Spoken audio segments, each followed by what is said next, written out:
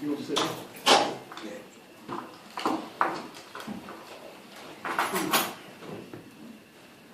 All right, first of all, let me again welcome. I don't know how many times. Is this the first time you've ever been here, guys? It's been a long time. Huh? Yeah. Tell us when were you last here? Last year I actually stopped by Central. Okay. They had a symposium there. Night one was teaching. They had a bunch of different things. Play from Kid and Play was also a professor over there. I stopped through and drove on out. So yeah, my first time coming to Durham. 12, 13 years old.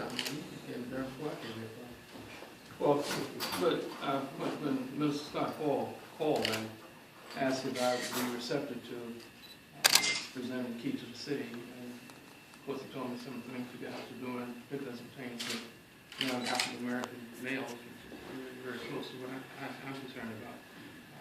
It was no brainer to do it. It's just a matter of finding time. And I told these guys, when I committed, Paul, I didn't realize who was once I committed, I said, well, we need to go ahead and do it. So again, it's a pleasure to be here. Durham is a city we take a lot of pride in terms of its diversity. The city has no ethnic majority. The city is probably about 44% Caucasian, about 42% African American, with a growing Hispanic population.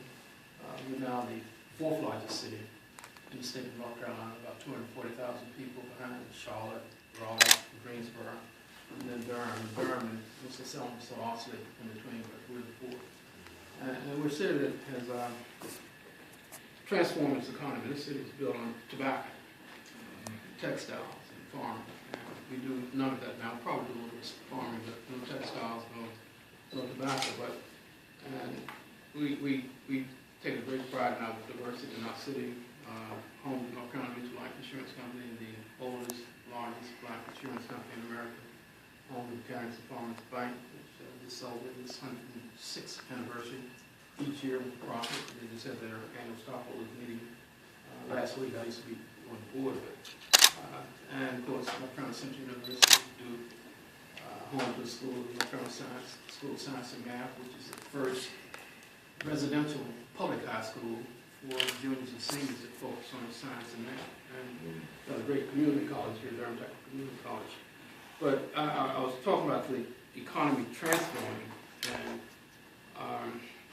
while we don't do tobacco and textiles, we haven't torn down any of those factories. So when you guys are performing tonight, DPAC, you went right across the corner of the street, you see American Tobacco Campus, which used to be one of the manufacturers of tobacco. And through a public-private partnership between the city, Durham, County of Durham, and the private sector, we've probably had over 1 million square feet of adaptive reuse of our factories. And you went down the street, you see one of our textile mills, Golden Belt, in transfer. So while we haven't torn things down, we've tried to make use of them. DPAC obviously has been a big hit for the city, as well as you guys probably know this information more than I do. One time it was the fourth highest performing theater in terms of ticket sales, and one time it was #1 by Pulsar magazine. So it's been very successful, and it's been good attracting guys like you guys that are here tonight. It brings in, I hope you got a good crowd here tonight. They do. But Durham is just, I tell people over and over again, I'm here by choice and not by chance. I came here with IBM Corporation. I left IBM and I retired from IBM in '96, but I've traveled quite a bit. But Durham's it's been good to me. But we have a problem. In spite of all this richness that we have in the area with the universities and the high-tech companies and Research Triangle Park, we still got pockets of poverty.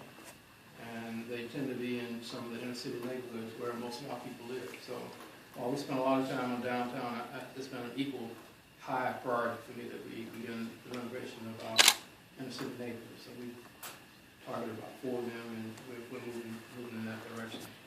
But I just said all that to give you a little bit of a sense about the place that you're performing, the city. You guys have been here, but we like to say great things are happening in Durham. So you're part of the great things that's happening. Tell me a little bit more about what you guys are doing in terms of what Paul is so high on. You want to speak first, Paul, and after we follow up on? Yeah. Public enemy.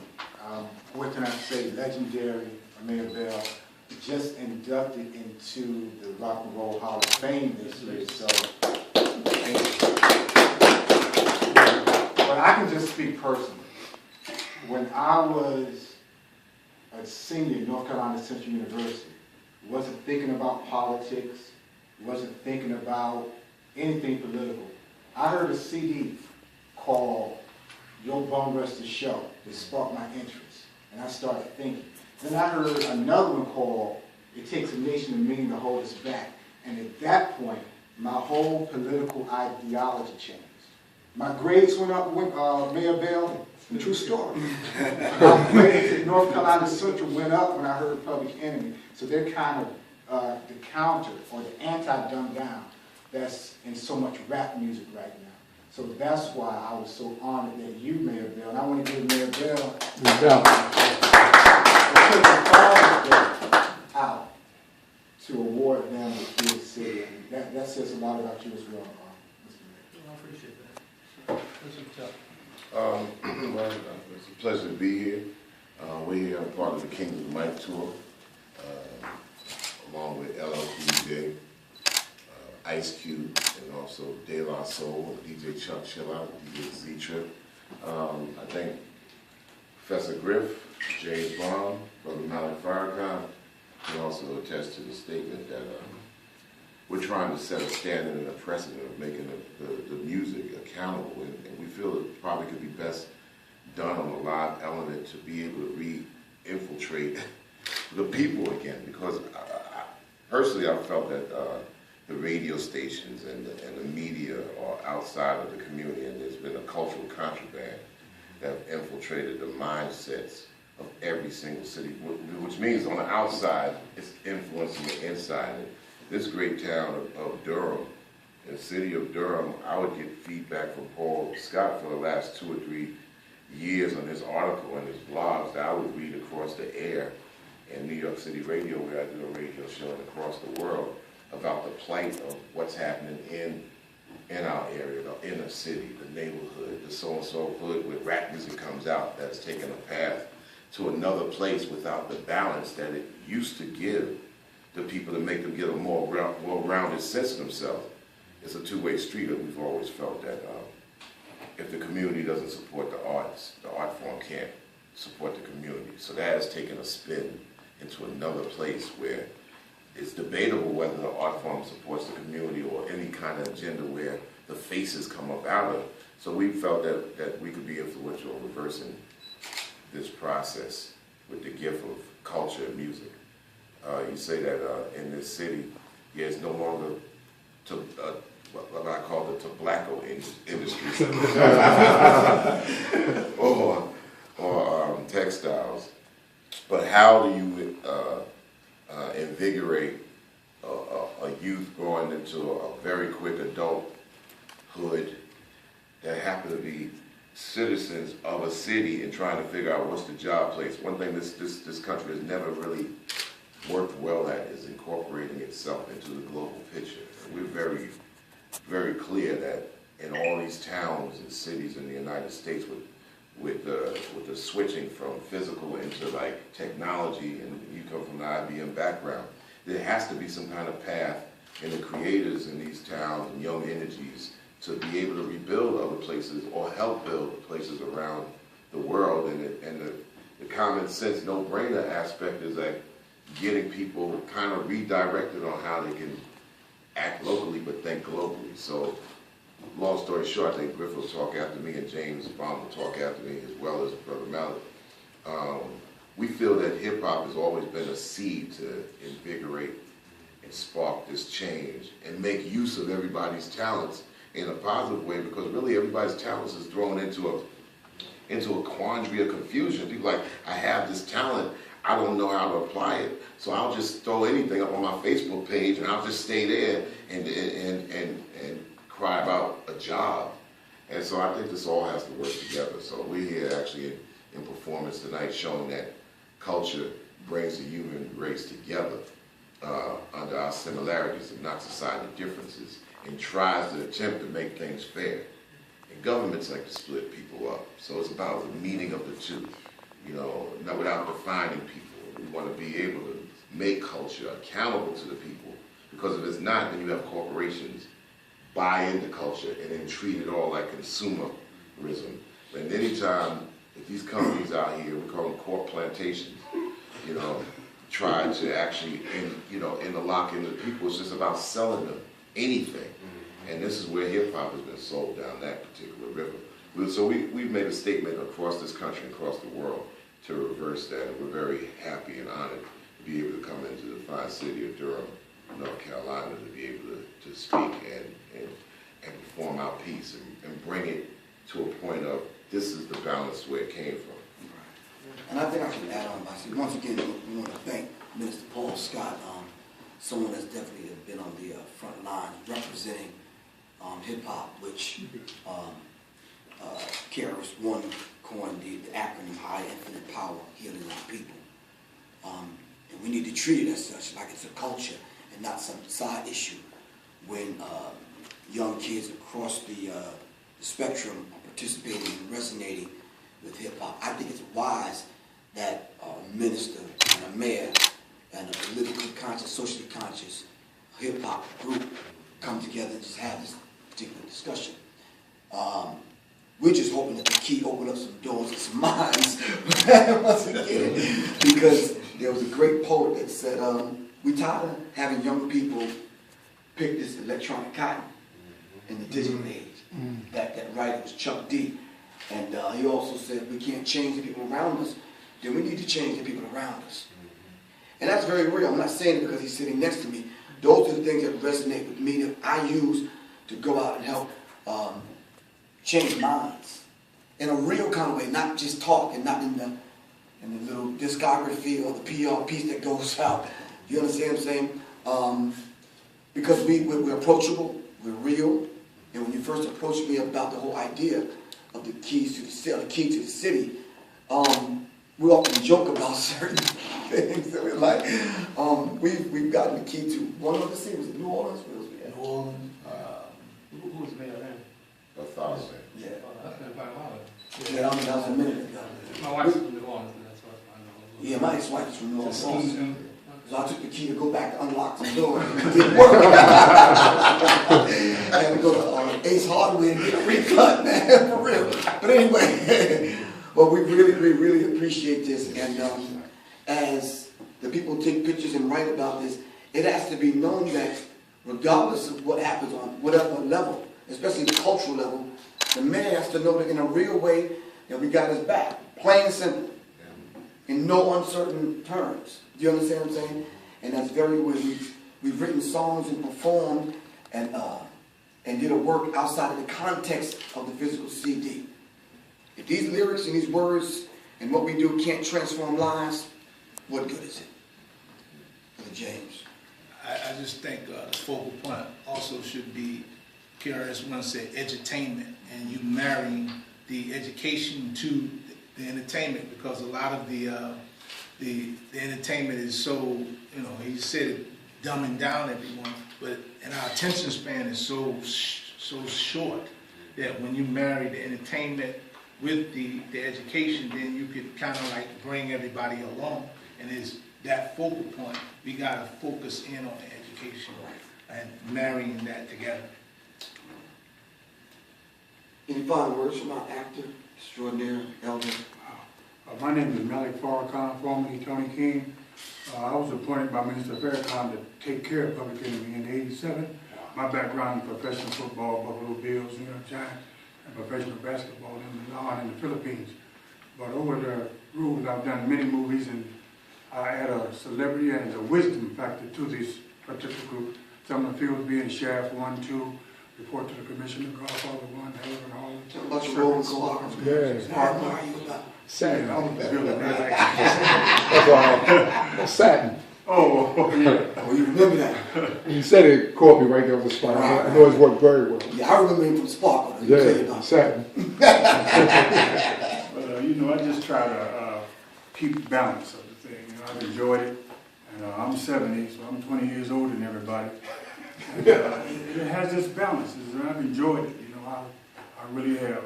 It's about Chuck D and Louis Farrakhan as far as I'm concerned. don't think I could have worked for two great people that really mean what they say and don't kiss no tail to get to it. So it's a blessing to be here. I want to thank the mayor again for the honor. And it is an honor. I'm like Griff, man. We got to open some doors with that key. Right. So you're an engineer. You know? Right. But thanks so much for the time and energy. Brother, you, like I said, I don't read that much of your stuff, but I'm familiar with the name. And when I'm loose on something, Chuck always, really confirms me. So it's good to be here, and it's an honor, pleasure. Thank you all. I'd like to just interject, and this is also relative to what Paul does and what we do as a group, and also probably relative to what y'all have to do as media. When I say cultural contraband, I think one of the lingering issues is how little the community has over the signals of radio in its community. And along the signals of radio, they've turned into being the thing that happen to be the thing that informs us and embraces on us and allows us to have our voice into something that comes in as a cell. I don't know the radio station that everybody listens to that says they might be the home of hip hop and R&B and has its own sponsors that come outside of the hood and artists that actually come through the radio station that might never ever come through here that are influencing. But we have an initiative that we're going to do after this tour, and it's called Occupy Free Air. And Occupy Free Air is not a a self-serving thing. It has nothing to do with, okay, we want the airwaves to change so we could get some Public Enemy records on there or Ice Cube records. Occupy Free Air is about the community and the local area of artists, being that art changes the world, influences the world, to really push and reverse Bill Clinton's 1996 Telecommunications Act, where he did a backdoor deal with Michael Powell, Colin Powell's son, would allow conglomerates to come in and soak up all the radio stations. Therefore, make a long story short and simple, you have a station that's being talked to from the outside, sold with a point of view from the outside all the time. That's like somebody coming in a community, taking all the money and not reinvesting in it, and also eradicating home business.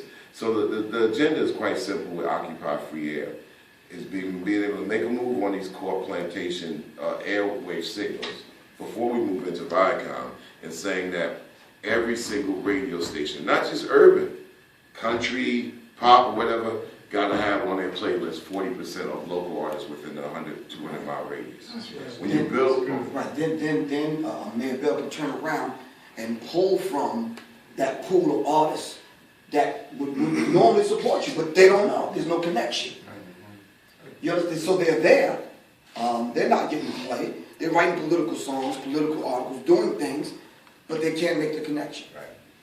And the reason why it's local, 100 mile, 150 mile radius, 40% of the playlist, this also stems out of the law that they have in Canada, which says that a Canadian playlist of any station can't play, they have to buy 35% Canadian artists, which changed the whole balance of the air in Canada. They have to pay 35%. Almost 15 to 20 years. Our whole thing is if the corporations within controlling the airways in the United States can't come right, then they must be destroyed. And I'm sorry I couldn't find another way other than the word destroyed.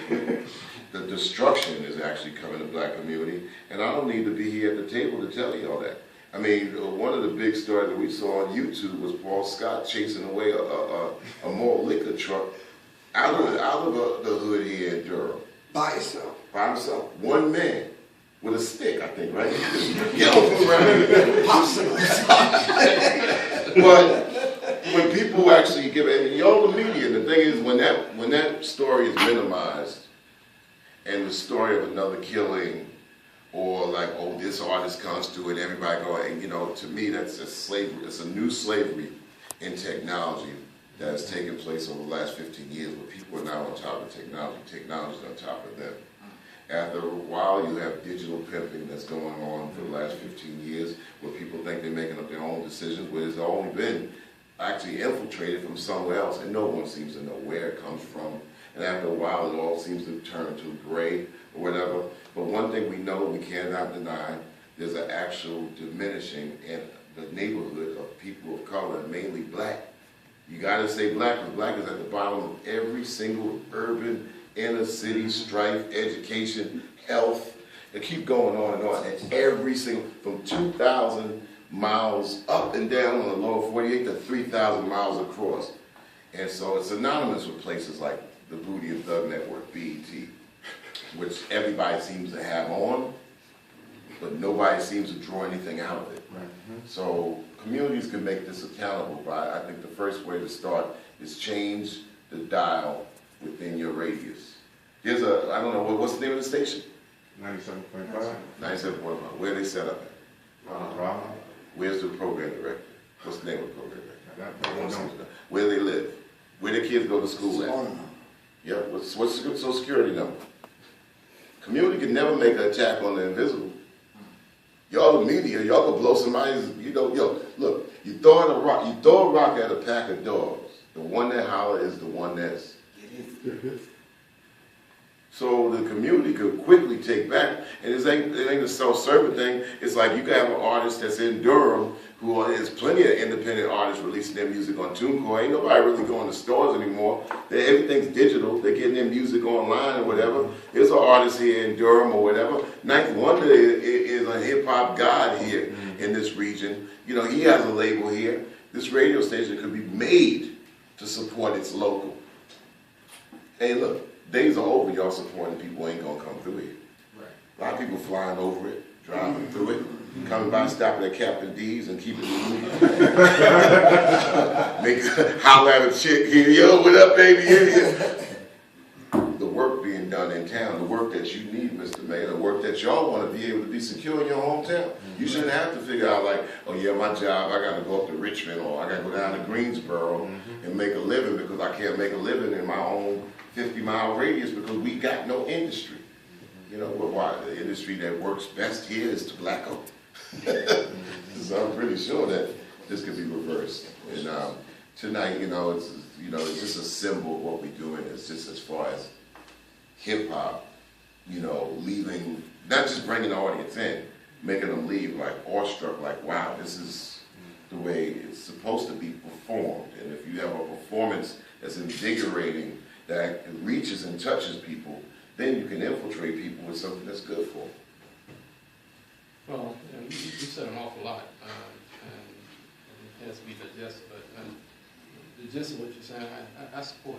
I talked about what we've done downtown, how it's come about, but our neighborhoods, and the other part of that is young, primarily African-American males, but even getting down to the females now. Somehow we've got to be able to connect them and put them in different paths that they're going on. And I just hope your music helps go that way. I know Paul has done an awful lot in terms of trying to keep people off tobacco and all liquor and those type of things, but we're going to have a lost generation if we don't catch up. I think we're seeing the symptoms of babies having babies. I think we're seeing the results of the Vietnam War. All this stuff is coming. You talked about you're 20 years old, and I'm 22 years old. I'm 72. Oh, really? So I've seen a few things myself. Somehow we've got to pull together as a community to try to move things in a different direction if they're going. And it's not going to happen if we don't get out and have people talking about it, and then once you talk about it, we've got to take some kind of action. Maybe free and narrow ways what we're talking about is one way to do it, but we got to do better job than what we're doing. I like to say here, about free And now. they can use more than they hear me. I mean, you can go out and talk to these kids, and whatever fashion you talk to them, they hear you a lot better than they hear me. Well, they hear the radio station more than they hear anything. Well, that's why we got to do what you're talking about, getting the right messages on the radio station, getting the right radio station, playing the right type of music on the right type of people that impact our community. Yep. It starts from there. Any questions? All right, yeah. With the occupation